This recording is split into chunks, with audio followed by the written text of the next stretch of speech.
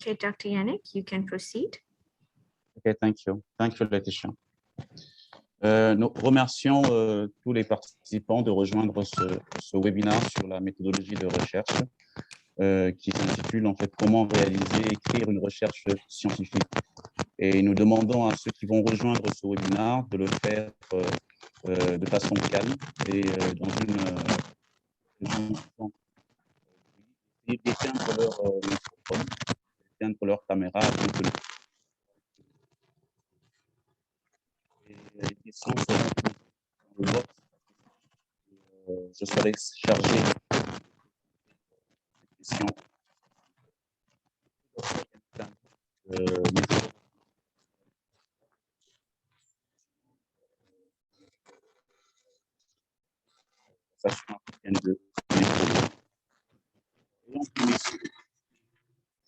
Une communauté dynamique de jeunes néphrologues avec parmi ses objectifs la création des opportunités de collaboration dans la recherche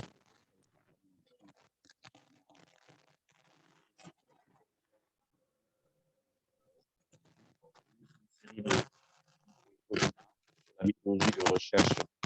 Et pour cette première, nous avons l'honneur et le plaisir de recevoir un grand nombre de la néphrologie africaine, aussi professeur de l'institution et une grande et large expérience bien connue du continent africain par les différentes études publiées dans des grandes revues africaines et internationales.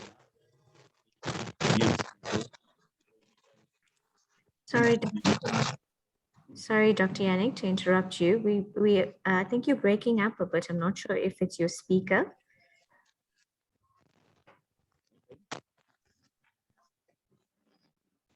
If you want to maybe just connect your earphones properly.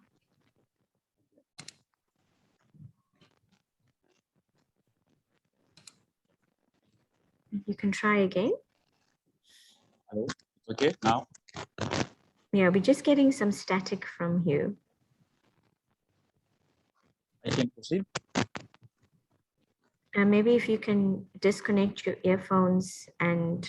Okay, okay, I disconnect my, okay. Yeah, speak via your computer. Sorry about that. I'm not sure why.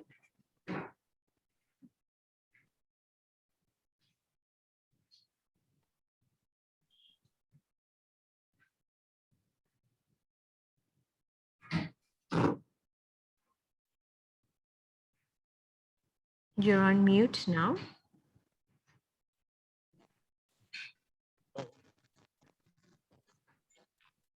Hello. Hi. Can you hear me? Yeah, we're still having the same problem. I'm not sure why.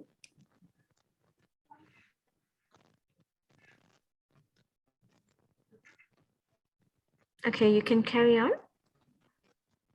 Hello, it's okay now? Yes. Okay, I can proceed. Yes.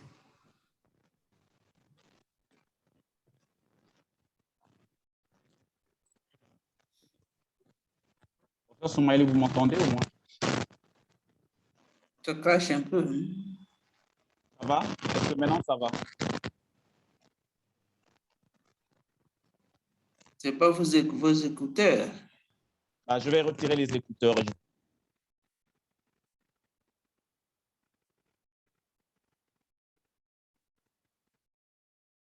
Ok, allez-y, allez-y.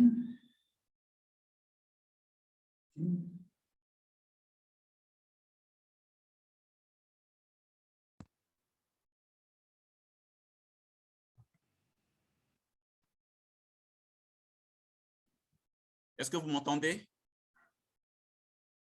Maintenant, ça va, maintenant, ça va. D'accord.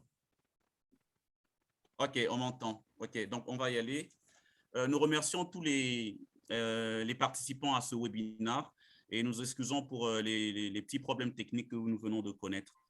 Donc, nous allons demander à tous ceux qui rejoignent ce webinaire d'éteindre leur microphone et leur vidéo pour permettre à ce que la présentation puisse être fluide. Je suis le docteur Yannick Landou. Je suis néphrologue aux cliniques universitaires de Kinshasa et membre du comité des jeunes néphrologues de l'Association africaine de néphrologie ainsi que de la Société internationale de néphrologie. Alors, ayant pour mission de construire une communauté dynamique de jeunes néphrologues avec parmi ses objectifs la création des opportunités de collaboration dans la recherche de haute qualité parmi les jeunes néphrologues du continent africain, le sous-comité de recherche du Comité des jeunes néphrologues africains organise une série de webinaires sur la méthodologie de recherche.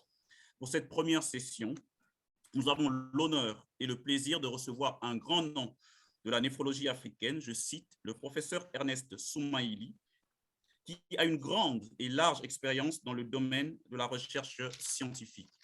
Bien connu du continent africain par ses différentes études concernant l'épidémiologie de la maladie rénale chronique en Afrique subsaharienne, avec plusieurs publications dans de grandes revues africaines et internationales, je cite BMC Nephrology, Nephrology Dialysis and Transplantation, Kidney International. Le professeur Soumaïli Ernest est l'éditeur en chef adjoint de la grande revue Les Annales africaines de médecine, reconnue par le CAMES et indexée par AJOL. Il est également membre de l'équipe éditoriale de la grande revue BMC Nephrology. Le professeur Ernest Soumaïli est néphrologue aux cliniques universitaires de Kinshasa. Il est docteur en sciences médicales de l'Université de Liège. Et à titre personnel, il s'agit de mon mentor qui a motivé ma candidature au comité des jeunes néphrologues de l'Association internationale de néphrologie. Professeur Soumaïli, nous vous accordons la parole pour votre présentation. Merci beaucoup, Yannick. Je remercie les organisateurs pour m'avoir associé à ces webinaires, comme vous le voyez, qui est consacré à comment réaliser et écrire une recherche scientifique. Voici le plan que je vous propose. Je vais d'abord introduire et présenter quelques objectifs. Pourquoi publier? Que veulent les rédacteurs? Les différents types d'articles, les étapes de la rédaction scientifique, la structure d'un article original, les considérations éthiques, les références. Et avant de terminer, je présenterai des revues pirates ou prédatrices. Tout chercheur se demande par où commencer sa recherche. Ce qu'il faut faire en premier après avoir réalisé une recherche. D'écrire son travail de recherche dans un format compréhensible et acceptable pour la publication n'est pas chose facile. Et plusieurs jeunes chercheurs se retrouvent sous pression. Notamment, ils doivent publier pour avancer dans la carrière, pour chercher un financement. Et ceux qui ont eu les financements, pour justifier les allocations antérieures, ils doivent nécessairement publier. Et avec les publications, on peut avoir des diplômes universitaires, des masters et des doctorats, etc. Et pourtant, les jeunes sont souvent peu formés, voire pas du tout, à l'art de rédiger un article scientifique. Pour les cliniciens, en particulier la charge clinique, ils ont tout le temps, et l'écriture sont considérées comme des activités secondaires, ou pas du tout une priorité immédiate. Cependant, la concurrence est déjà assez féroce. Les articles sont le plus souvent rejetés et les universités africaines sont très mal cotées. Il est donc primordial de bien faire les choses afin que nos articles aient une chance d'être acceptés. Comme vous pouvez voir sur cette diapositive, il s'agit d'un consortium des universités africaines et vous voyez entre 2011 et 2018, en 2011, il n'y avait que 1% de publications venant de ces universités. On voit quand même qu'il y a un accroissement, mais c'est toujours peu pour les universités africaines. Ainsi donc, quels sont les objectifs de ces webinaires? C'est de connaître comment faire correctement une recherche scientifique, connaître et appliquer les bonnes pratiques de rédaction. Et comme objectif pédagogique, identifier les types d'études, décrire les étapes d'une recherche scientifique, savoir comment rédiger les différentes parties d'un document scientifique, connaître les bonnes et mauvaises pratiques de la rédaction scientifique et enfin, reconnaître une revue pirate. On peut se poser la question, pourquoi publier? Eh bien, il y a des gens qui disent c'est parce que les chercheurs ont quelque chose d'important à dire. Pour les étudiants, c'est pour les familiariser ou inciter à la recherche. Il y en a qui diront c'est pour changer les pratiques, pour faire la promotion d'idées, des débats, pour que leur travail soit évalué. Il y en a qui publient pour de l'argent, pour avancer dans la carrière, pour s'amuser, se tenir à jour, pour former des collègues, pour se sentir mieux, par narcissisme, et aussi parfois c'est par plaisir. Alors, quels sont les rôles alors de revues scientifiques? Les revues scientifiques, c'est le moyen de communication académique. Les revues font aujourd'hui partie de la recherche scientifique et ne se contentent pas seulement de diffuser l'information. Par les peer reviewers, elles valident la science, ce que les facultés, les universités ne peuvent. Les revues enregistrent la temporalité des travaux des auteurs et elles archivent la science. Elles permettent aux scientifiques de naviguer dans les volumes de matériel publié qui sont en croissance permanente. Donc, on reconnaît au moins 4 rôles de revues scientifiques. Il y a l'enregistrement, la diffusion, la validation, ainsi que l'archivage. C'est un grand marché mondial. Les chiffres d'affaires des revues de sciences techniques et médecine en anglais étaient de 10 milliards de dollars en 2013. Et le marché total serait de 25 milliards. Et dans ces chiffres, 55% c'est pour les États-Unis, 28% pour les pays européens et Moyen-Orient, 14% pour l'Asie-Pacifique et le reste du monde, dont l'Afrique, seulement 4%.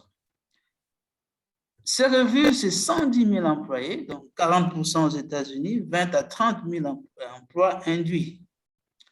Environ 28 000 revues scientifiques académiques sont en anglais et à comité de lecture et 2 500 000 articles par an, dont 1 million dans PubMed. La croissance mondiale est de 3% par an et 17% pour la Chine elle seule. On estime que 7 à 9 millions de chercheurs, environ 20%, publient activement. Le peer reviewer est considéré indispensable, bien que de nombreuses accusations existent. Donc, une revue qui n'a pas un comité de lecture, eh bien, ce n'est pas une revue scientifique. Un relecteur passe en moyenne 5 heures pour lire un article et en relit 5 à 8 par an. Maintenant, il y a des innovations pour les peer reviewers. Il y a les peer reviewers ouverts, ça veut dire que l'auteur connaît le lecteur critique et le lecteur critique connaît aussi les auteurs. Il y a les peer reviewers, les portables peer reviewers, par exemple, Kidney International peut recevoir un article, il estime qu'il ne va pas publier cet article, il l'envoie dans Kidney Report, ça c'est portable peer reviewer. Et il y a aussi les post-publications peer reviewers, ça c'est vraiment ceux qui font tomber beaucoup d'articles, vous publiez votre article et puis on critique votre article et parfois ça peut finir jusqu'à être rejeté ou à être rétracté. Virtuellement, toutes les revues sont maintenant en ligne et les modèles sont très nombreux. Chaque année, des revues arrêtent le format papier. Dans DOEG, il y a environ 11 000 revues, dont les annales africaines de médecine. Les réseaux sociaux ont un impact sur les revues et les smartphones ont changé aujourd'hui les revues. Les données augmentent rapidement. Maintenant, de plus en plus, il y a une transparence des données. Il existe 78 registres pour déposer les données sources. Donc, vous voulez publier, par exemple, dans PLOS ONE, on vous demande d'envoyer vos données. Donc, l'influence du Big Data, c'est un service collaboratif qui transfère le travail sur les auteurs. Donc, le moteur de la publication, c'est pour la carrière académique, le financement des recherches. Un chercheur lit environ 270 articles par an avec au moins 30 minutes par article. Maintenant, que veut le rédacteur? Que veulent les éditeurs? Eh bien, le rédacteur des revues veut des articles excités, importants, originaux, des articles qui ont un intérêt pour les lecteurs.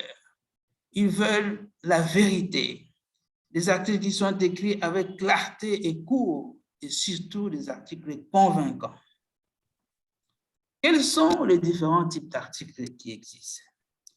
Eh bien, il y a les articles originaux, il y a les cas cliniques, l'éditorial, il y a les lettres à la rédaction, qui sont des faits originaux, des notes techniques, des revues générales, des mises au point, des analyses d'articles ou méta-analyses, des thèses, des livres, des comptes rendus des sessions de réunions scientifiques.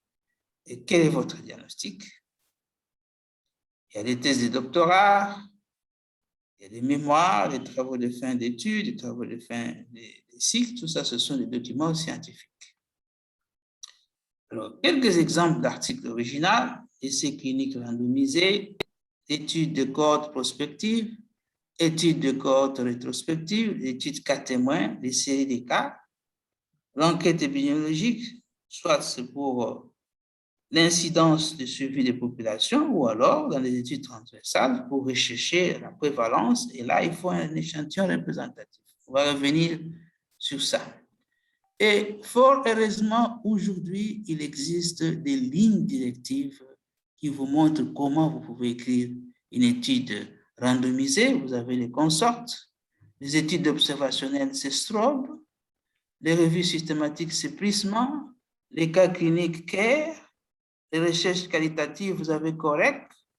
Pour les pronostics diagnostiques, vous avez START, Report. Pour l'amélioration de la qualité, le Squire. L'évaluation économique, vous avez Cheers. Les études précliniques, vous avez ERIVE. Vous avez les protocoles d'études Spirit ou Prisma-P. Et tout ça, vous pouvez retrouver ça dans les recommandations aux auteurs des annales africaines de médecine. À propos de l'éditorial, il existe plusieurs types de l'éditorial. Vous avez les thématiques sur les numéros, sur un article, l'éditorial organisationnel sur la profession. Vous pouvez faire des controverses avec deux éditos opposés sur un même thème, ou alors parfois les auteurs. L'éditorial peut être spontané, quelqu'un qui écrit au journal, ou demandé par l'éditeur. Une réponse à une question, ou par des résultats originaux, des opinions sur des preuves ou son expérience, l'engagement ou une prise de position.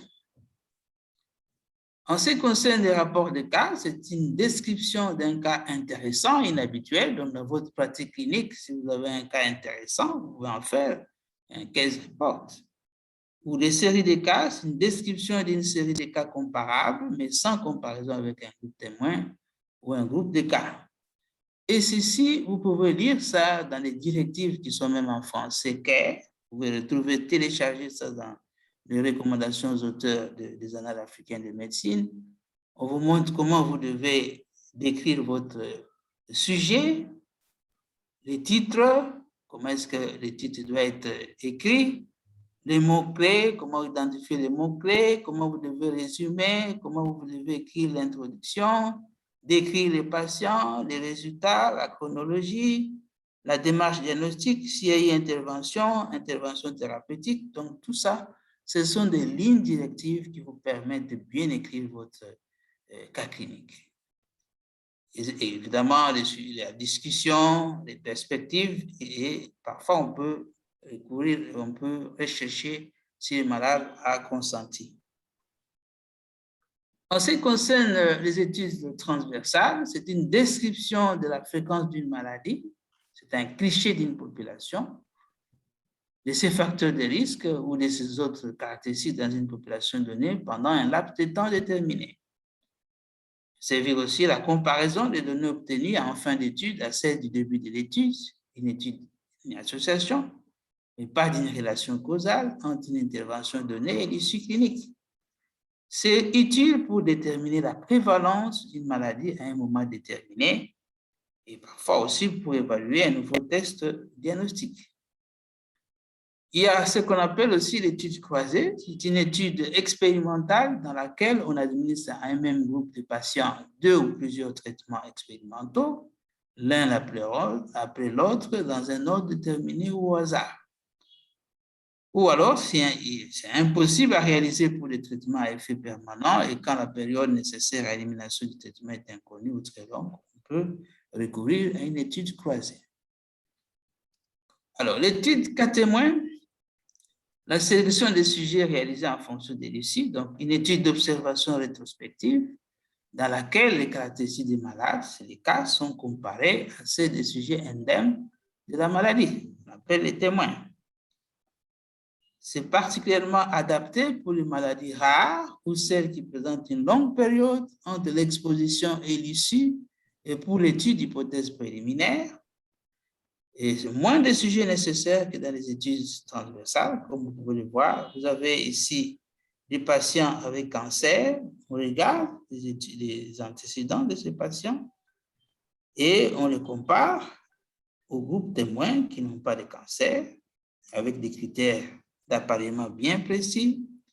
On regarde aussi les antécédents. On va comparer ces antécédents et on va tirer la conclusion. Les études de cohorte, c'est la sélection des sujets réalisés en fonction de l'exposition et non pas de l'issue. Étude d'observation, le plus souvent prospective, dans laquelle un groupe de sujets exposés à des facteurs de risque d'une maladie ou à un traitement particulier est suivi pendant une période déterminée et comparé à un groupe contrôle non exposé. Étude éventuellement rétrospective réalisée sur base des dossiers médicaux, par exemple pour évaluer les risques auxquels les sujets ont été exposés antérieurement. Il n'y a pas de répartition au hasard des individus. On peut faire un suivi jusqu'à l'apparition des décès recherchés.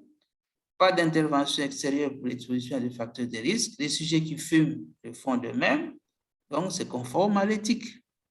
La limite, c'est que c'est difficile à utiliser pour les maladies rares, pour les échantillons de grande taille, pour des suivis particulièrement longs.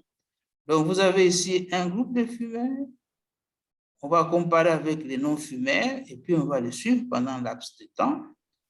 Il peut y avoir parmi ces gens qui ont développé un cancer bronchopulmonaire. Chez les non-fumeurs, il y aura aussi quelques cas de cancer bronchopulmonaire et puis on va comparer et on va trouver les risques relatifs.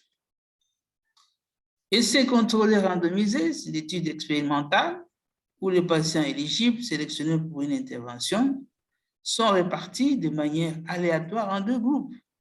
Le premier groupe reçoit les traitements, tandis que le second reçoit en général un placebo. La répartition au hasard ayant pour but d'assurer que les patients répartis dans les deux groupes de l'essai sont rigoureusement semblables en tout point, excepté en ce qui concerne l'intervention projetée. Importance clinique certaine ou probable de l'issue recherchée, réalisation de l'étude en aveugle ou en double aveugle de manière à écarter tout biais éventuel, issue à mesurer chez au moins 80% des participants entrés dans l'étude, ce qui correspond à des pertes au niveau de suivi inférieur ou égal à 20%. Donc, vous avez ici les groupes de patients, un groupe est traité et suivi, groupe témoin suivi, et puis on va comparer les résultats, mais cette répartition se fait au hasard. Et vous avez aussi les lignes directives qui vous montrent comment vous devez écrire votre titre, résumé, l'introduction, méthodologie, etc. Ça, c'est Strobe. Comment vous devez réaliser les analyses statistiques selon qu'il s'agisse de l'étude de cohortes, d'études cas témoins, d'études transversales. Comment vous devez écrire les résultats. Comment vous devez aussi faire la discussion en résumant les principaux résultats en se référant aux objectifs de l'étude, et puis sans oublier les limites de votre étude et discuter de la généralisabilité des résultats de l'étude. Indiquer également la source de financement. La méta-analyse, ça consiste à rassembler les données ici d'études comparables, d'outils statistiques adéquats. Elle regroupe les études pertinentes qui essayent de répondre à une question précise de manière critique et quantitative. L'avantage, c'est que la méta-analyse permet de réunir un nombre important de patients et d'événements et d'arriver à des conclusions plus solides que ne le permettaient les études individuelles. On tient compte dans une méta-analyse des résultats de l'analyse combinée, mais aussi l'hétérogénéité des résultats des études individuelles. Évidemment, la méta-analyse a plus de poids si la tendance des essais individuels va dans le même sens que dans les directions opposées. La limite, c'est que la méta-analyse n'est applicable que si différentes études utilisent des stratégies identiques, fournissent des données quantitatives semblables, ce qui est rarement le cas puisque deux essais ne sont jamais comparables en tout point, même lorsqu'ils répondent à la même question de départ. La variabilité entre les études se situe aussi bien au niveau de leur qualité et de la théorie qui supporte les hypothèses formulées que de la conception des expériences et des méthodes statistiques qui permettent d'interpréter les résultats. Dans le but de faire le point sur une question dans des conditions de grande variabilité entre les études, une autre démarche scientifique rigoureuse de revue des critiques est appelée méta-analyse qualitative, a été tout récemment développée. Voilà ici ce prisme, donc vous avez des lignes directives qui vous montrent comment vous pouvez réaliser votre méta-analyse, comment vous devez écrire votre titre, comment vous devez écrire votre résumé, l'introduction, la méthode, avec les protocoles d'enregistrement, les critères d'éligibilité, les sources d'information, la recherche, sélection des études, comment vous devez extraire les données elles-mêmes, les risques de biais inhérents à chacune des études doivent être décrits, la quantification des résultats, la synthèse des résultats, le risque de biais transversal aux études, les analyses complémentaires, comment vous devez présenter vos résultats, comment vous devez les discuter, les financements et surtout, comment vous devez faire votre diagramme de flux selon prisme. Donc ça, c'est important lorsque vous faites votre méta-analyse.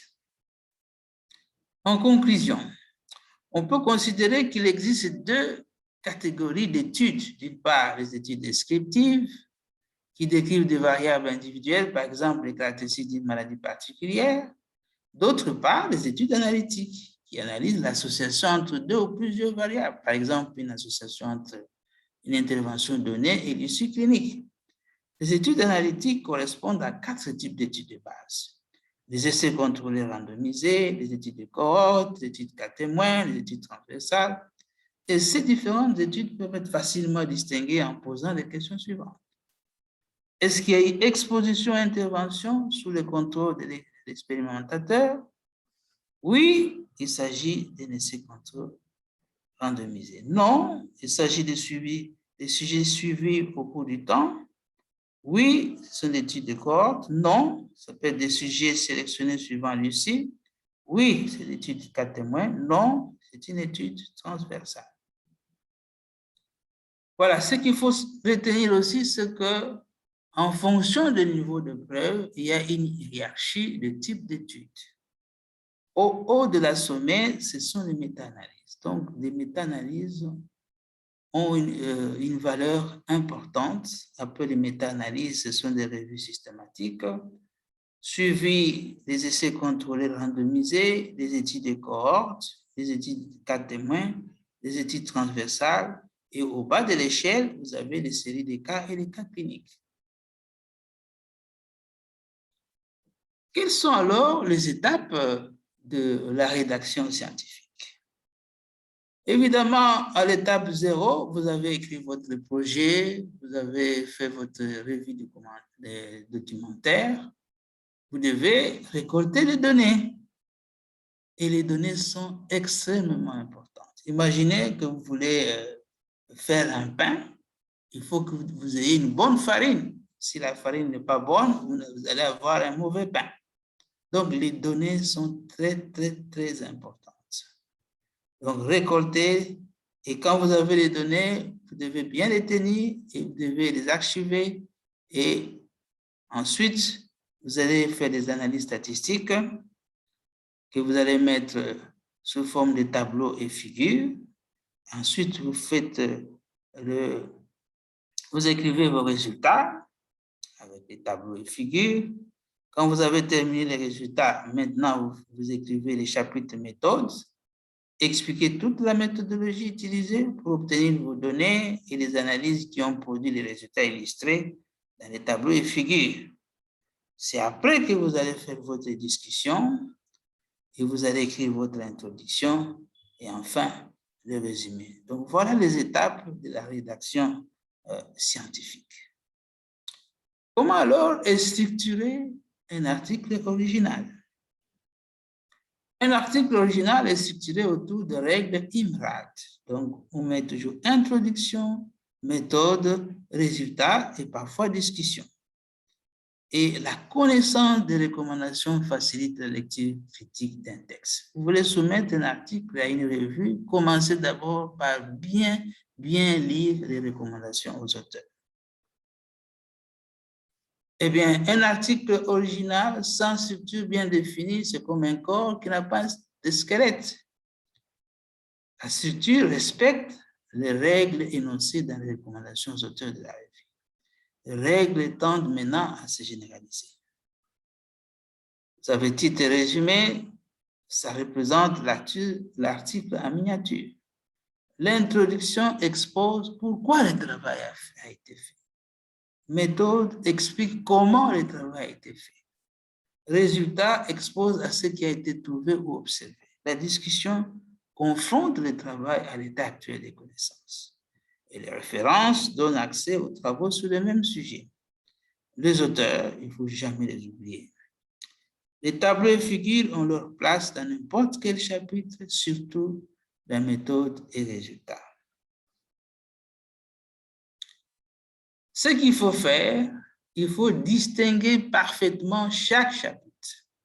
Ce qu'il faut éviter, faire apparaître des résultats dans la méthode ou la discussion, résumés, alors qu'ils ne sont pas présentés dans les résultats. Discuter son travail dans méthode ou dans résultat, éviter de répéter l'introduction dans la discussion, faire un titre, un résumé différent du contenu de l'article. Ça, ce sont des choses à éviter. Le titre, c'est un élément important d'un article scientifique. C'est l'empreinte digitale, c'est-à-dire doit refléter les contenus. C'est la partie la plus lue, doit être le plus spécifique possible et contenir le moins de mots possible. Doit être court et informatif par rapport au contenu de l'article. Certaines revues limitent le nombre de mots à 10 à 15, demandent un titre courant, maximum 40 caractères, espace compris. Il faut éviter deux écueils. Un titre trop concis, il ne précise pas le contenu spécifique du travail. Trop précis, il risque d'être trop long. Donc, il faut le juste milieu.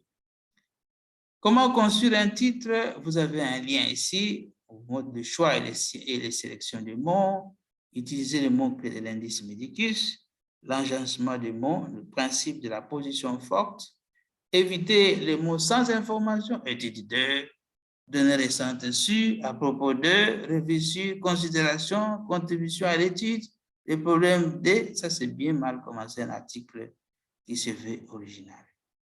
Les mots-clés, nombre limité, généralement en ordre alphabétique, caractérisent le travail, et les mots-clés peuvent servir à l'indexation.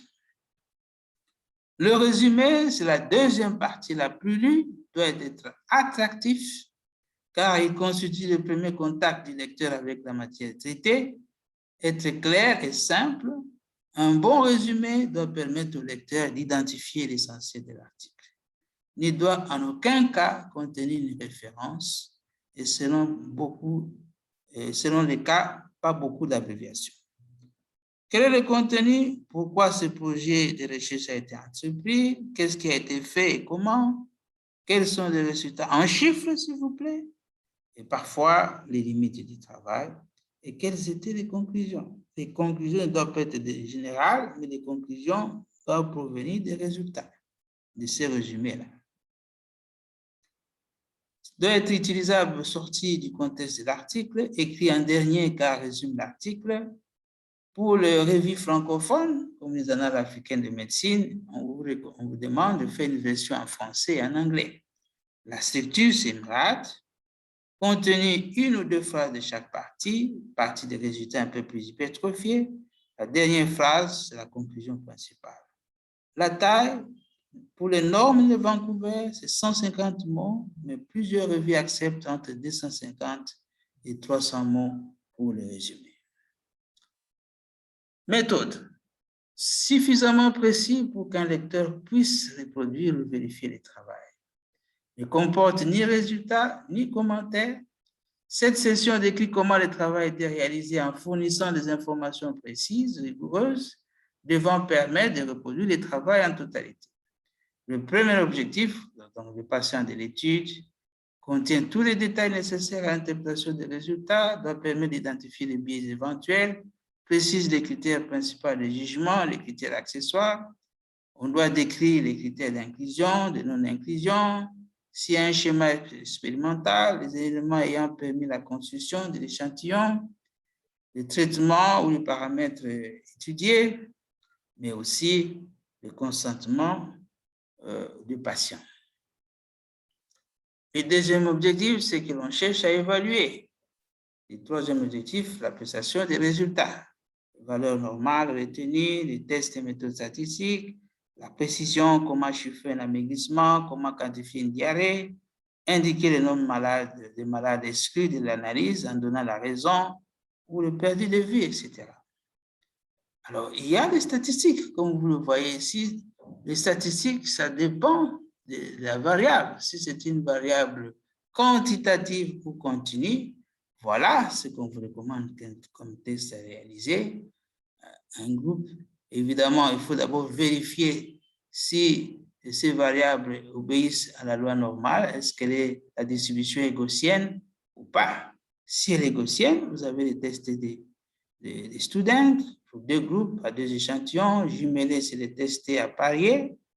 Pour les deux groupes, vous avez la NOVA. Pour les variables continues, vous pouvez faire des corrélations de Pearson ou linéaires. Mais lorsque la distribution n'est pas gaussienne, voilà les tests qu'on vous recommande.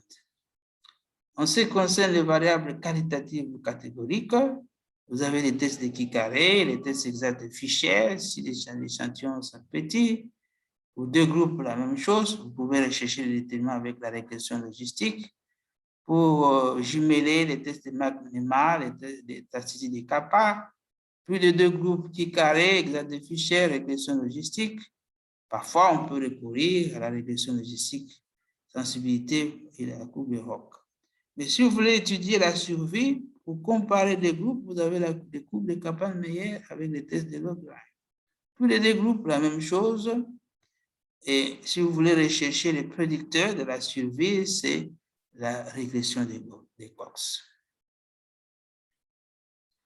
En ce qui concerne les résultats, ce chapitre ne doit contenir que les résultats se référant directement aux critères de jugement. Tous les résultats, rien que les résultats, y compris les résultats négatifs dans la mesure où ils apportent une information utile. Les erreurs possibles de l'auteur, donc donner les résultats qui ne sont pas cohérents avec le but du travail, c'est la confusion, faire trop de commentaires. Les tableaux et figures, ils fournissent le maximum d'informations sous une forme synthétique et claire. Mais il ne faut pas commenter tout ce qui se trouve dans les tableaux ou figures, sinon ça devient redondant. Donc, ils évitent les répétitions entre l'exposé des résultats, le rappel comme base de discussion dans les chapitres de discussion. Ils doivent être informatifs par eux-mêmes, les gens de titre, ils doivent être appelés dans les textes. Donc, avant d'écrire les tableaux, il faut qu'il y ait une phrase qui introduit ces tableaux ou figures.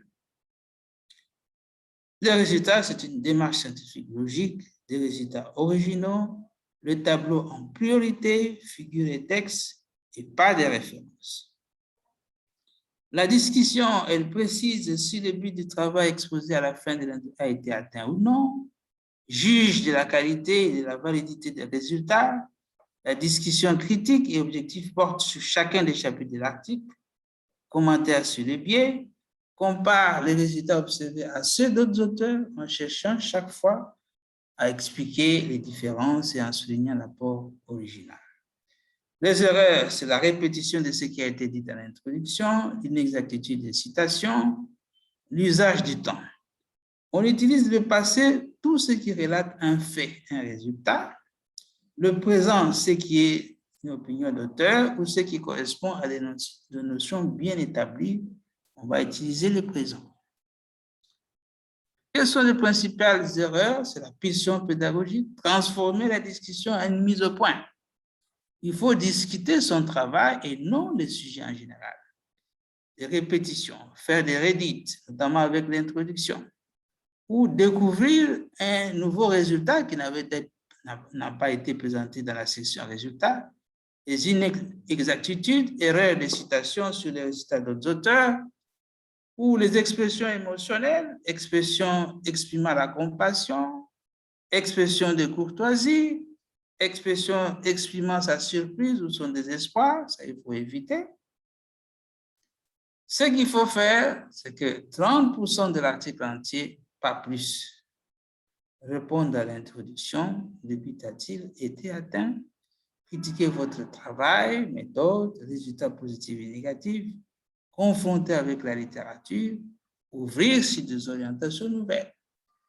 Éviter ce qu'il faut éviter, c'est trop long, répétition des résultats, apparition de nouveaux résultats, ne pas répondre à la question posée dans l'introduction, redonner les résultats des autres et les discuter sans commenter vos propres résultats.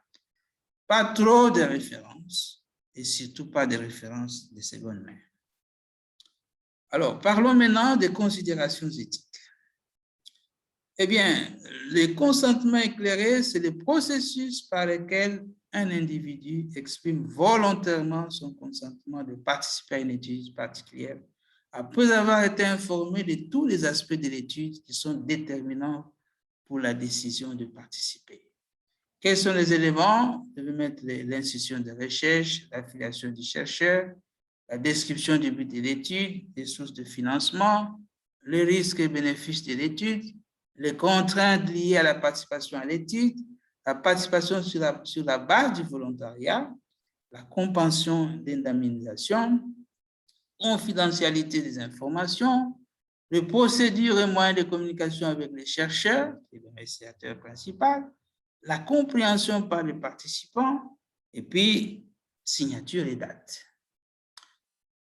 Alors, à propos des références, les références, elles justifient tout à fait énoncé. C'est le principal fondamental de la démarche scientifique.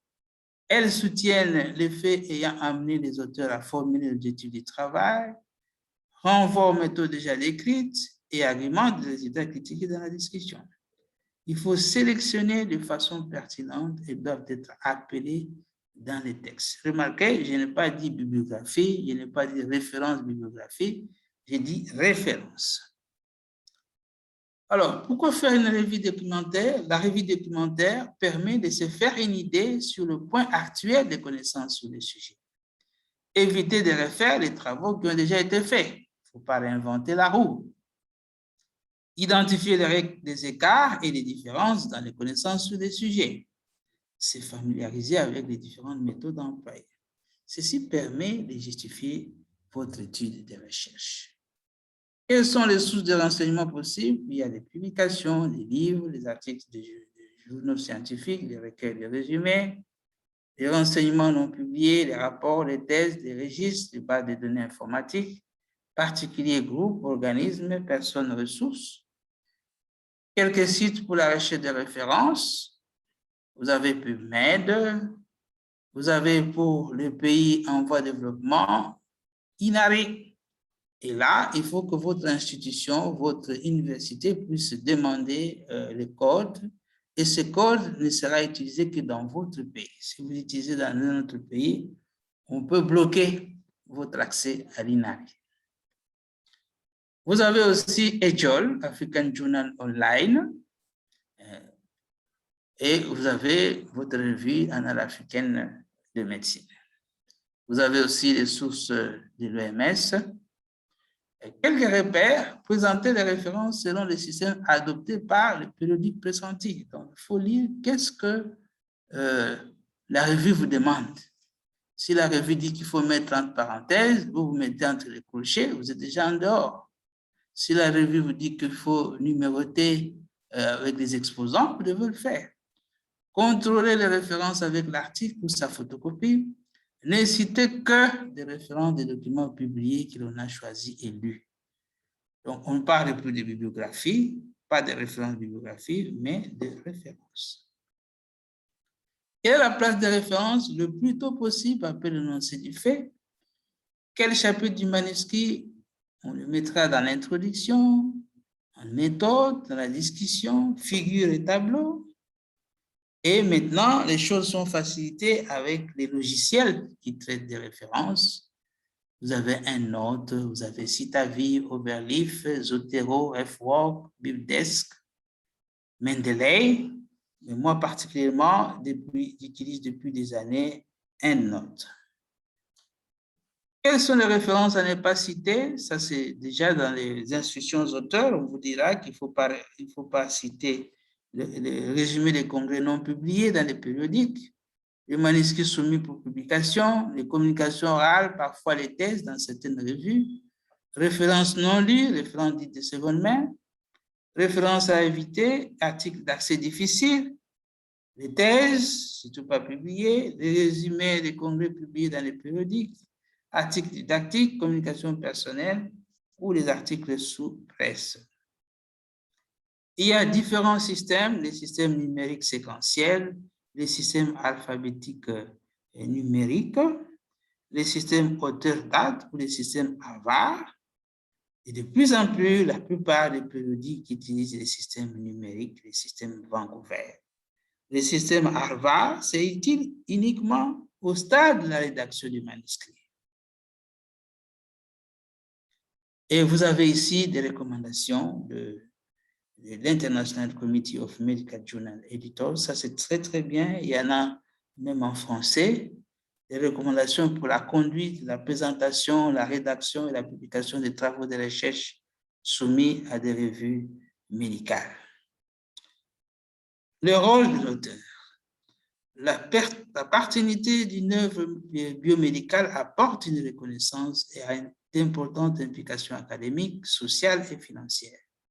La paternité implique également la responsabilité et l'imputabilité pour la recherche publiée. La liste des signataires n'indiquant pas quels ont été les rôles respectifs des divers contributeurs, certaines revues demandent et publient maintenant des informations sur les contributions de chaque personne identifiée comme ayant participé à l'étude soumise, tout au moins s'il s'agit des travaux de recherche originaux. Qu'est-ce qu'un auteur ou un co-auteur? Il doit contribuer de manière substantielle à la conception, aux méthodes de la recherche ou à l'acquisition, l'analyse ou l'interprétation des données et la rédaction préliminaire de l'article ou sa révision critique impliquant une contribution importante au contenu intellectuel, approbation finale de la version à publier, engagement à assumer l'imputabilité pour tous les aspects de la recherche en veillant à ce que les questions liées à l'exactitude ou l'intégrité de toute partie de l'œuvre soient examinées de manière appropriée et résolue.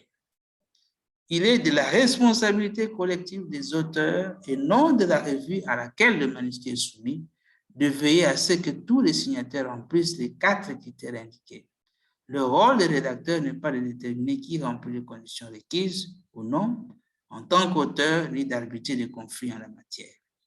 Bien que l'auteur chargé de la correspondance soit le principal responsable de communication avec la revue, l'ICMJ recommande au rédacteur d'envoyer une copie de chaque correspondance à tous les signataires du manuscrit. Les contributeurs non auteurs, ce sont ceux qui ne remplissent pas les 4 critères précités. Définissant la qualité d'auteur, ne doivent pas figurer parmi les auteurs. Ils doivent être cités dans la rubrique des remerciements. Les exemples d'activités qui, à elles seules, en l'absence d'autres contributions, ne justifient pas la qualification d'auteur, comprennent l'acquisition du financement, la supervision générale d'un groupe de chercheurs ou l'assistance administrative générale, ainsi que l'aide rédactionnelle, la mise au point technique, la révision linguistique et la relecture des épreuves. Donc ça ne suffit pas pour être co-auteur d'un article. Parlons maintenant de conflit d'intérêt. C'est une situation dans laquelle les jugements professionnels concernant un intérêt principal, comme le bien-être des patients ou la validité d'une recherche, est susceptible d'être influencé par un intérêt secondaire, comme un gain financier. La perception de conflits d'intérêts est tout aussi importante que les conflits d'intérêts eux-mêmes. Vous avez les relations financières, par exemple, salaire, expertise, conseil, participation, conseil, action ou option d'achat. Par exemple, une firme qui a financé le développement d'un vaccin, c'est déjà un conflit d'intérêts le plus facilement identifiable et ceux qui ont le plus de chances d'ébranler la crédibilité de la RFI. Cependant, des conflits peuvent survenir pour d'autres raisons, pas seulement financières, telles que des relations ou des rivalités personnelles, la compétition universitaire ou les convictions intellectuelles. Par exemple, un lecteur qui a un conflit, un lecteur critique qui a un conflit avec un auteur, c'est déjà un conflit d'intérêt. Ou alors, vous soumettez votre article dans une revue qui appartient à une université qui est en train de faire le même travail. Ils peuvent geler votre travail et le publier seulement quand leur travail sera publié. C'est déjà un conflit d'intérêt. Malheureusement, il y a aujourd'hui des fraudes scientifiques, d'expression de réserve et de rétraction. Qu'est-ce que la fraude scientifique? La fraude scientifique, c'est une violation de conventions déontologiques, de l'éthique professionnelle et du respect dû à la communauté scientifique. Quelles sont les raisons potentielles de frauder? Il y a la pression. La science est un domaine éminemment concurrentiel. La carrière d'un scientifique est très liée à ses publications. Et donc, il y en a qui peuvent fabriquer des données. Arranger les données d'une expérience dont on croit connaître les résultats. Un scientifique persuadé que son hypothèse est exacte et se retrouvant confronté à l'impossibilité d'avoir des résultats expérimentaux conformes à son idée, peut en toute bonne foi être tenté d'arranger, autrement dit, de falsifier ces données. La difficulté à reproduire certaines expériences, la reproduction d'une expérience peut être particulièrement difficile, car nombre de choses peuvent interférer avec le milieu expérimental. Le scientifique fraudeur peut donc espérer mettre sur le compte de la difficulté à reproduire son expérience à fraude et a ainsi un sentiment d'impunité. Quelle est la prévalence de cette fraude? La communauté scientifique présente généralement la fraude comme marginale, mais il existe peu d'études de grande ampleur pouvant le confirmer. Certains domaines sont le plus touchés que d'autres. Ainsi, une étude de 1993 montre que ce sont les sciences de la santé qui sont le plus touchées. 47% de fraude, c'est dans la science de la santé. Ensuite, sciences de la vie, 17%. Sciences humaines, 16%. Sciences pures, 15%. Et enfin, sciences de la terre, 4%. On peut classer les cas d'inconduite scientifique en 3 catégories. Il y a les fautes majeures, les petites fautes ordinaires et les simples négligences. Eh bien, dans une enquête menée auprès de plusieurs milliers de chercheurs de NIH, les personnes interrogées ont jugé que les actes des 2 premières catégories devaient être sanctionnés. La 3e catégorie appelant plus d'indulgence. En même temps, un tiers des personnes interrogées admettaient avoir commis au cours des 3 dernières années au moins un des actes jugés condamnables.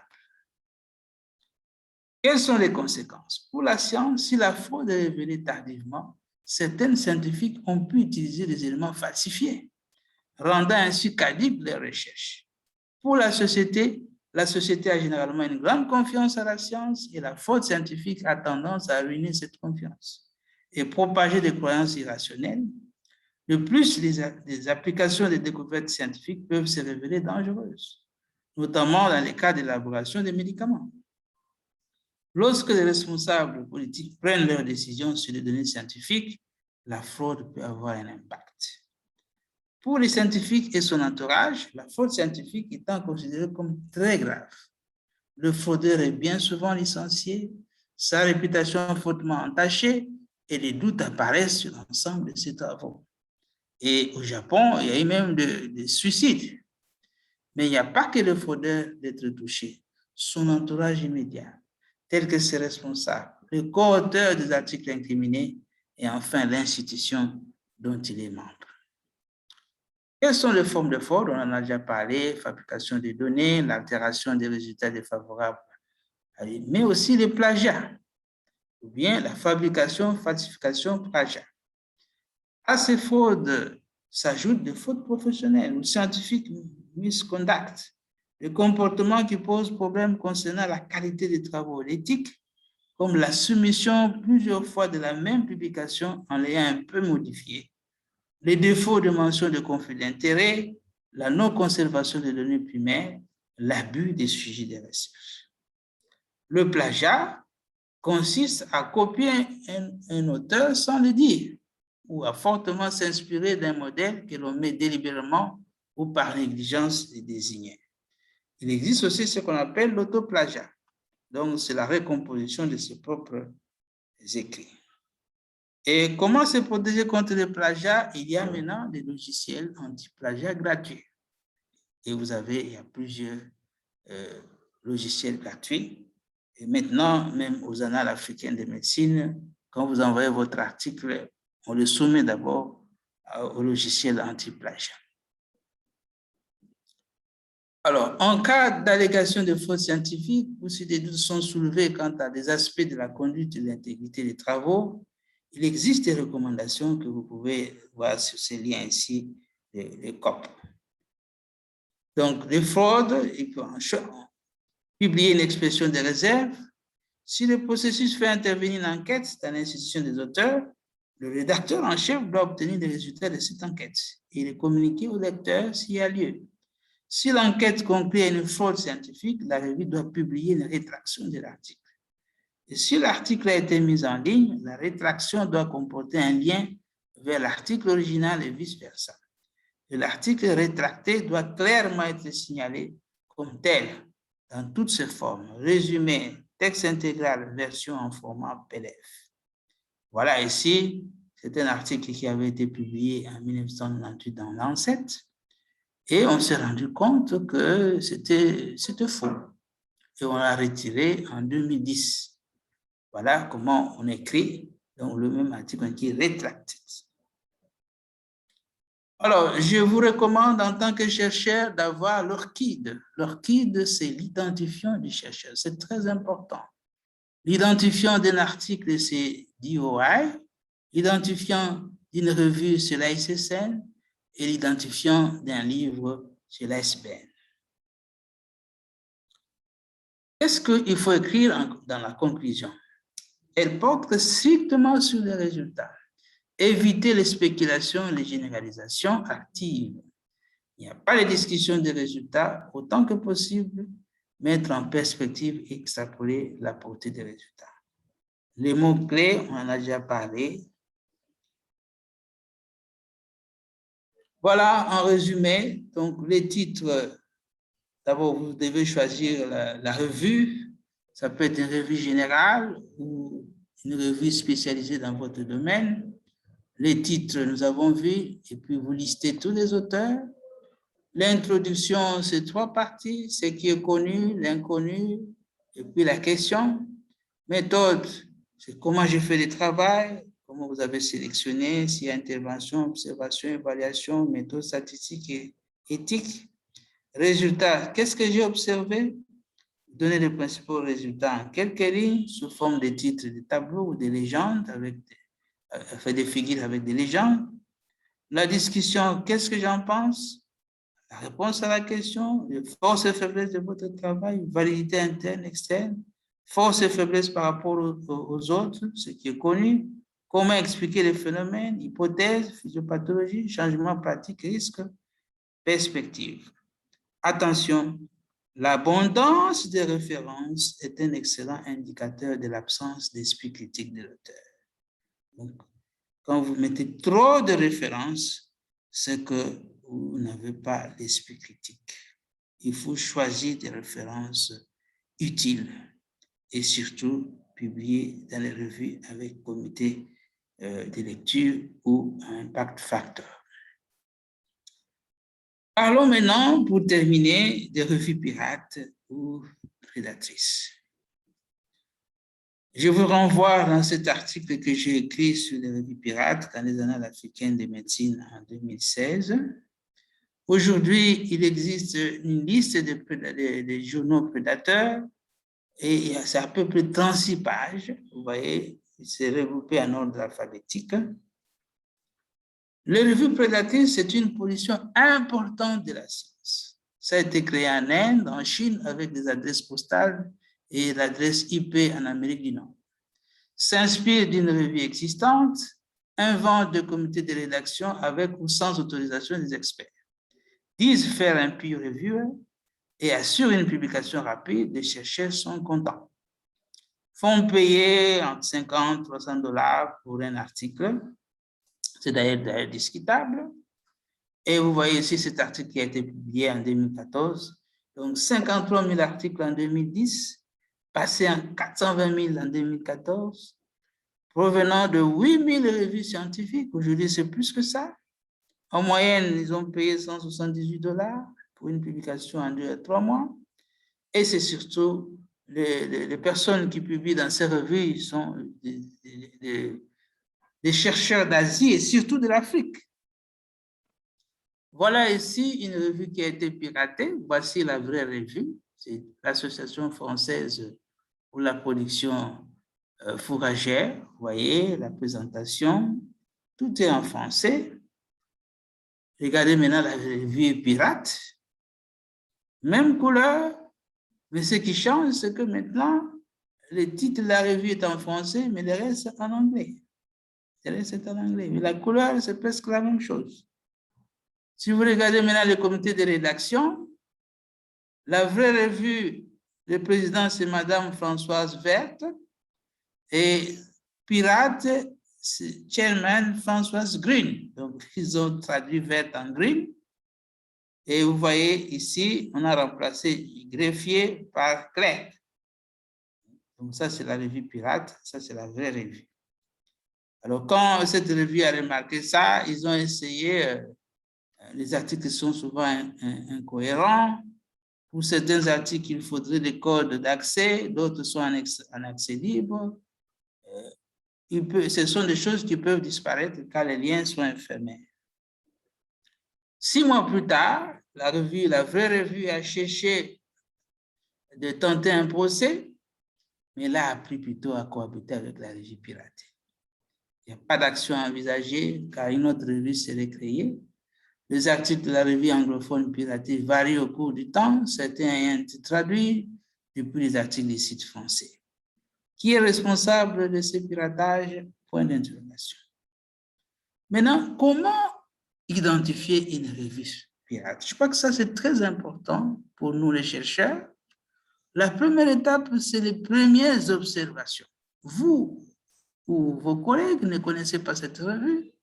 Cette revue n'a jamais été utilisée par votre institution. Cette revue démarche régulièrement pour des auteurs et envoie des courriels qui s'apparentent à des spams, comme j'en ai reçu encore hier 3 ou 4. Le processus de peer reviewing est anormalement rapide. On vous promet de publier votre article dans les 3 à 15 jours, montrant qu'il est totalement fictif. La charge est basse, donc les frais, 50 à 800 $. Le texte contient des fautes grammaticales et orthographiques. Le site n'est pas fréquemment mis à jour et contient des liens morts. La première page du site cible les auteurs plutôt que les lecteurs. Les images sont déformées, par exemple, photographie de personnes, rendant impossible la détection automatique des copies des sites. Le nom de la revue est flou et très général, contient les mots international ou research, etc. Ça, c'est la première étape, les premières observations. Voilà ici un modèle que j'ai reçu d'ailleurs hier. Donc, vous voyez déjà le titre de la revue Journal of Clinical Image, je mets quelques reports. Et voilà, ils disent qu'ils sont à leur deuxième volume. Voilà. Mais ils ont déjà un facteur d'impact d'1,2. L'ICCN ici est faux. Les DOI, tout ça, c'est faux. Ils disent qu'ils publient chaque mois. Ils publient chaque mois. Ils sont indexés à Google Scholar, Publon, tout ça, etc. Quand vous allez sur DOEG, vous allez voir que cette revue n'existe même pas. Et voilà, c'est dans 15 jours, ils vont publier votre article. Et c'est eux qui m'ont envoyé cette invitation, comme un appel. Deuxième étape, les vérifications indispensables. Cette revue est présente dans la list of Predator Journals. Je vous ai montré les liens.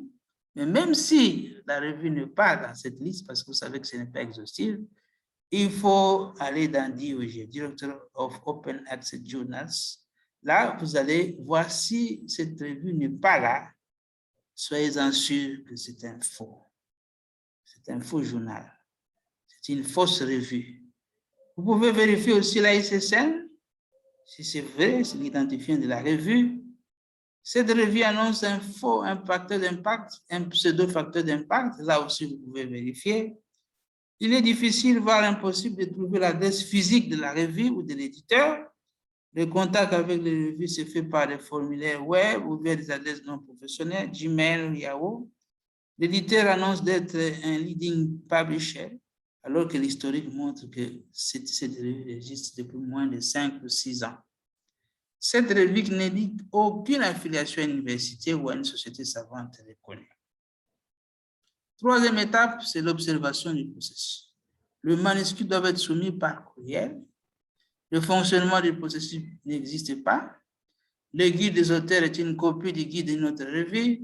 Le rédacteur en chef ou les membres du comité sont difficiles à identifier, ne sont pas connus ou proviennent majoritairement de la même zone géographique. Plusieurs revues du même pseudo-éditeur ont le même staff éditorial, ou le staff éditorial est limité à 2 ou 3 personnes.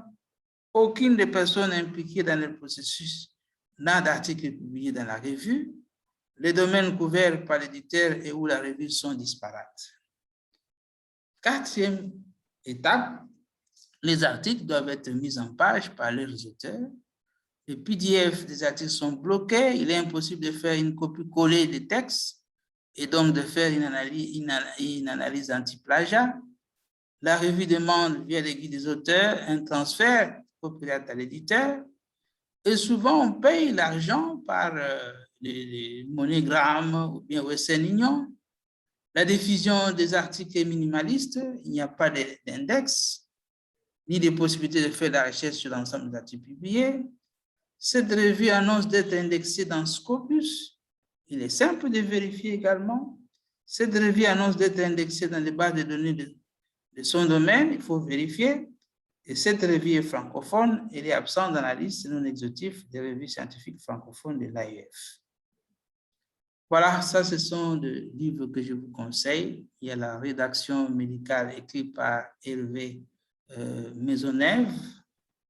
Il nous a appris beaucoup de choses, ce professeur français.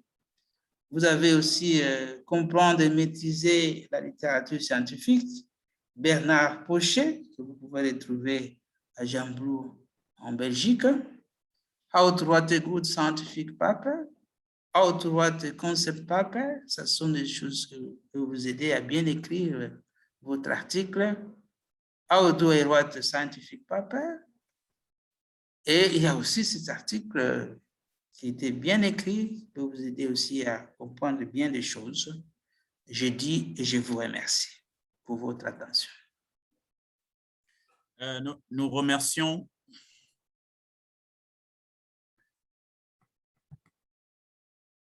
Allô? Allô? Oui, donc nous remercions le professeur Ernest Soumaïli pour sa brillante présentation. Et au nom du comité des jeunes néphrologues africains, nous disons un grand merci au professeur Ernest Soumaïli. Et nous voyons qu'en fait, nous avons eu une salle pleine, à pratiquement 73 spectateurs. Et cela nous réjouit effectivement. Nous avons quelques questions déjà pour vous, professeur Soumaïli, avec votre permission. Oui. Alors, j'ai premièrement Solange Milolo. Je vous cite sa question. Concernant le mot-clé, professeur, vous avez parlé de nombre limité. Mais alors, pourriez-vous nous donner le nombre de mots-clés précis ou recommandés? Merci. Bon, ça dépend des revues. Hein. Il y a des revues qui vont limiter ça à 6. Donc, moins de 6 en ordre alphabétique. Tout dépend de la revue. Des recommandations aux auteurs. Merci, professeur, pour cette question. Il y a une deuxième question. Mamingole, elle demande ceci. Existe-t-il des normes pour le choix des critères d'appareillement?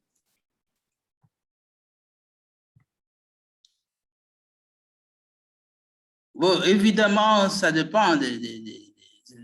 J'imagine qu'elle est en train de parler des études de cas témoins.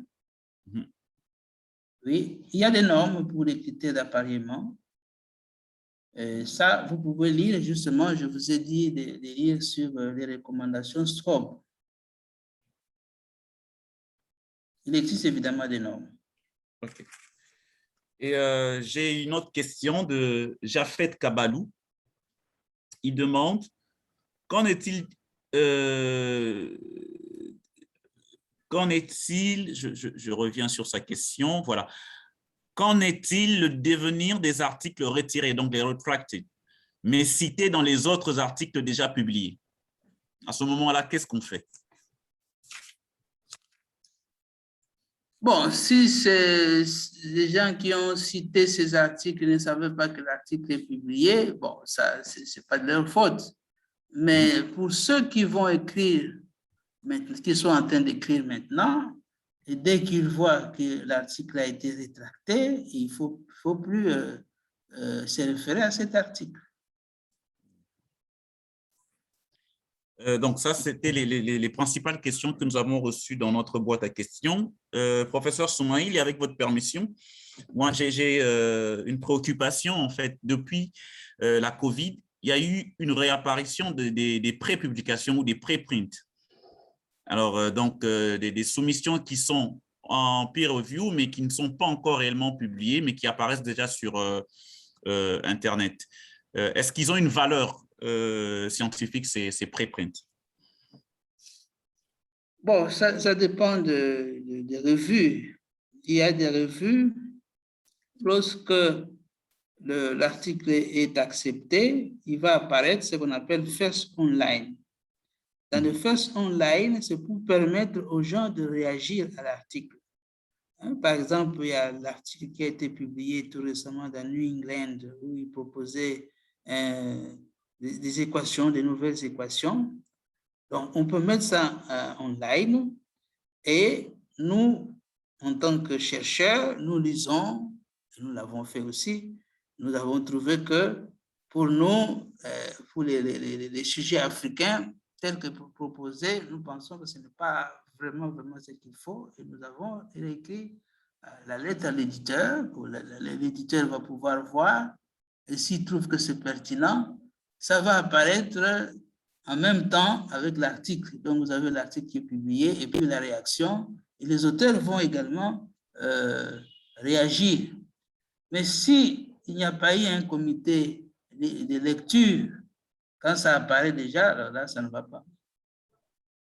Là, ça ne va pas. Il faut absolument que ça soit validé par les experts. C'est ça le rôle des revues scientifiques. Et d'ailleurs, en tant que chercheur, jeune chercheur, il faut toujours soumettre vos articles dans les revues scientifiques avec comité de lecture parce que vous apprenez vous aussi. Vous allez apprendre beaucoup de choses, vous allez apprendre comment vous devez modifier votre article, vous pouvez même répondre aux analyses statistiques. Mais si vous vous contentez seulement d'envoyer votre article dans 2-3 jours, on l'accepte dans les revues pirates, vous êtes content, vous avancez dans la carrière académique. En fait, vous n'avez rien à la tête, vous n'aurez rien appris. Merci, professeur. Voilà, mais il y a plusieurs questions qui s'ajoutent. Les gens sont très intéressés. J'ai Dieu merci, Betoukou-Messo. Bonjour, professeur. Dans un résumé, peut-on reprendre les forces et limites de l'étude? Et deuxièmement, il demande si on peut aller jusqu'à 300 mots dans un résumé. C'est comme je l'ai dit, il faut vraiment suivre les recommandations aux auteurs. Il y a même des moteurs, disons des plateformes de soumission en ligne. Si vous dépassez même un mot, ça ne va pas passer. Par exemple, aux annales, on recommande que c'est 250 mots. Mais là, c'est pour ce qui va apparaître quand on va envoyer au lecteur. Donc, si on vous dit 250 mots, et vous mettez 251, ça ne va pas suivre. Alors, si un lecteur Je me souviens, lorsque j'avais soumis un des articles dans BMC Néphrologie il y a quelques années, un lecteur critique avait exigé que je puisse ajouter, même dans le résumé, les limites du travail. Et je le fais. Donc, si c'est recommandé par un lecteur, il faut suivre. Si c'est recommandé par la revue, il faut le faire. Pourvu que vous puissiez être dans les normes de mots exigés. D'accord. J'ai Mami Ngolé. Sa question, c'est professeur, pouvez-vous nous expliquer la notion d'impact factor et son influence dans le choix de la revue de publication? Et deuxièmement, quel est l'ordre requis dans l'alignement des co-auteurs? C'est une question très pertinente. Oui, effectivement. C'est vrai que je n'ai pas beaucoup, je ne me suis pas attelé sur l'impact factor. En fait, il y a bien les Google Analytics et autres qui calculent ces facteurs impact. C'est-à-dire quoi? On regarde le nombre d'articles, par exemple, l'année passée que vous avez publié. Je dis, par exemple, vous avez publié dans votre revue 100. Combien ont été cités? Donc, si beaucoup d'articles sont cités, donc ces rapports va faire que votre impact factor va augmenter. Bon, mais maintenant, on dit qu'il y a quand même des revues qui trichent un peu. L'important à retenir, si vous voulez que votre revue puisse avoir un grand impact factor, il faut citer les articles que vous avez publiés dans cette revue-là.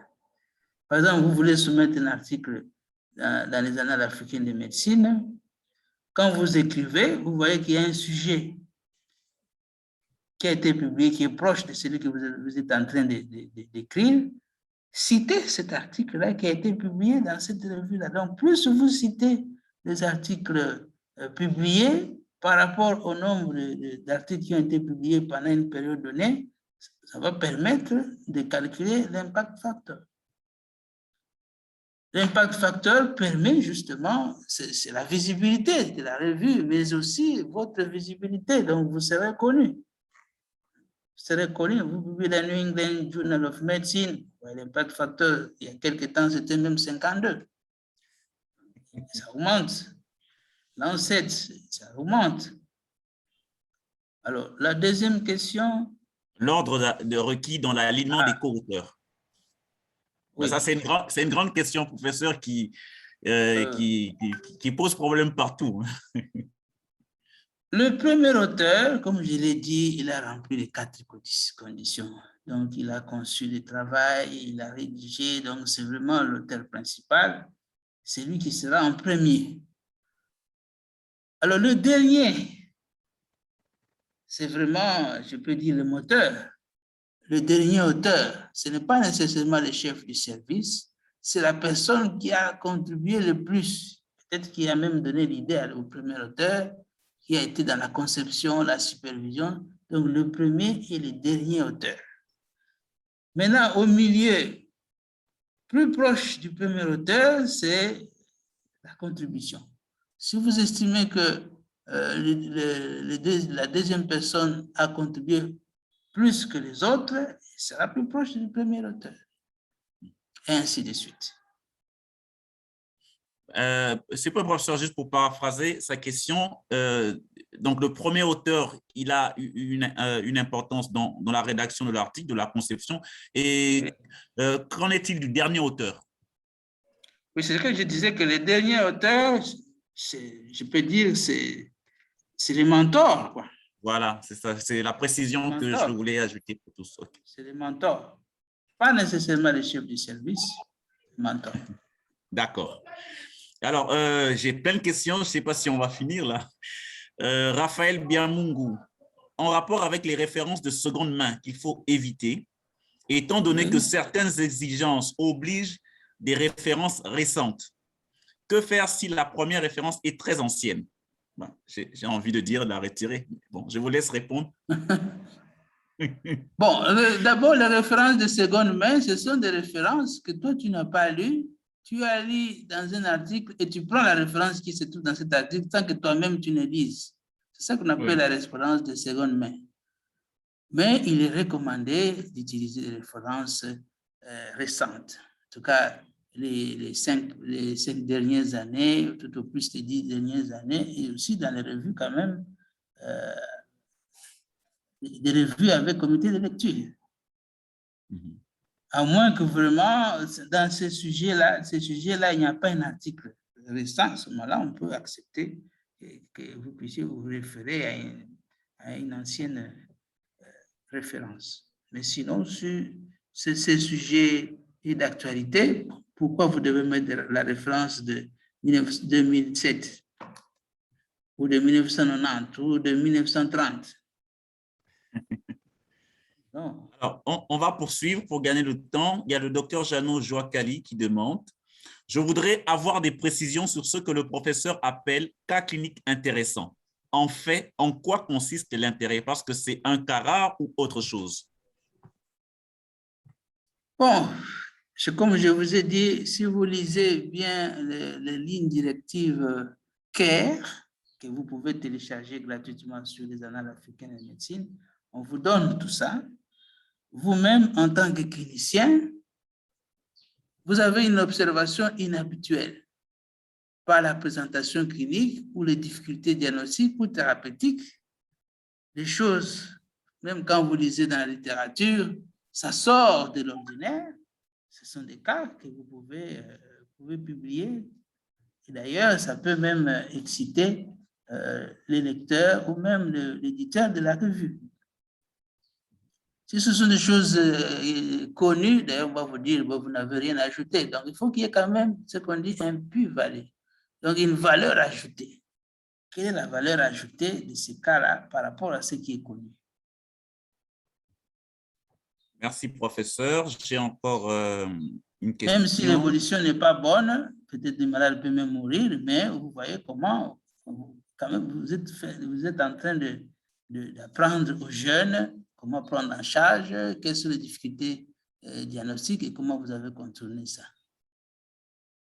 Alors, j'ai une question, c'est comment obtenir son identifiant ORCID? Pour l'identifiant ORCID, c'est très simple. Vous allez seulement dans Google, vous mettez ORCID. Et puis, il va vous amener sur le lien, le site, et puis vous allez remplir un formulaire. Vous mettez vos noms, etc. Et puis, dans les minutes qui suivent, on va vous envoyer votre ORCID. Alors, il y a les autres ORCID institutionnels et un kit individuel. Je crois que vous pouvez demander individuel. J'ai Serge Mouleka, il dit « Merci, professeur, pour ce brillant exposé. Je vous ai vu nous demander d'éviter certains termes dans le titre. Pouvez-vous nous donner certains que nous pouvons utiliser? » Je pense qu'il y a un lien que vous avez partagé pour aller voir. Oui, vous avez bien répondu. Il y a un lien. Il y a un lien pour comment construire un titre. Ça peut vous aider. Voilà. Éviter les histoires, contributions, de ceci, tout ça. Raphaël Biamungu, y a-t-il une raison spécifique de privilégier le système de référence Harvard pendant la rédaction du manuscrit? Bon, c'est comme je dis, le système Harvard, vous allez alourdir pour rien votre texte. Imaginez-vous si vous devez mettre trois auteurs et vous devez les répéter. Ça, c'est seulement si vous faites un vôtre brillant. Et puis, maintenant, avec les logiciels EndNote, Zotero, Mendeley, je ne vois pas pourquoi vous allez continuer à faire ça. Donc, il faut suivre les recommandations aux auteurs, mais je crois que la numérotation en ordre alphabétique, en ordre des citations, c'est la meilleure. Ou Vancouver. OK. J'ai une dernière question, je pense. Louange Cita, donc en ce qui concerne la publication des articles, peut-on publier dans plusieurs revues? Est-ce que ça a une valeur ajoutée? Bon, je ne comprends pas vraiment. Moi-même, je n'ai pas très bien compris la question. Ce qu'il faut retenir, c'est que ça dépend de ce que vous voulez publier. Si vous êtes vous voulez publier pour votre spécialité, on va vous encourager de pouvoir chercher des revues spécialisées dans votre domaine. Mais si vous trouvez que ces revues ont un facteur d'impact très important, donc ils vont facilement rejeter, à ce moment-là, vous allez chercher une revue générale, mais soyez-en sûr que c'est quelque chose qui est bien, qui est original. Mais le même travail, vous ne pouvez pas commencer les mêmes données publiées plusieurs fois. Ça, c'est publication double ou triple publication. Les mêmes données, vous changez seulement. Non, ça, ce n'est pas acceptable. Et nous avons eu aux annales africaines, nous avons eu à découvrir des auteurs qui avaient publié, le même article a été publié 10 ans avant, et puis après, pour avancer en grade, il soumet le même article, mais en changeant seulement la taille d'échantillon, etc. Heureusement qu'un des lecteurs critiques avait remarqué, a même retrouvé l'ancien article. Donc, le double soumission, là, ce n'est pas recommandé. Alors, je vais prendre, il y a Louange qui demande, y a-t-il des limites en termes de mots pour le résumé? Je pense que vous l'avez dit. Cela dépend des revues, mais en général, les annales recommandent 250 mots pour le résumé, si je ne me trompe pas. Oui, 250 à 300, mais quand vous soumettez les résumés dans le Scholar manuscrit, la limite, c'est 250. Si vous mettez 251, il ne va pas passer. Mais en attache, on peut encore accepter 280, 300. Alors, il y a une question qui est intéressante pour vous en tant qu'éditeur en chef adjoint. En fait, la question vient de Chanel Kalombo. En République démocratique du Congo, il y a jusqu'à présent aussi des revues. Elle se pose la question.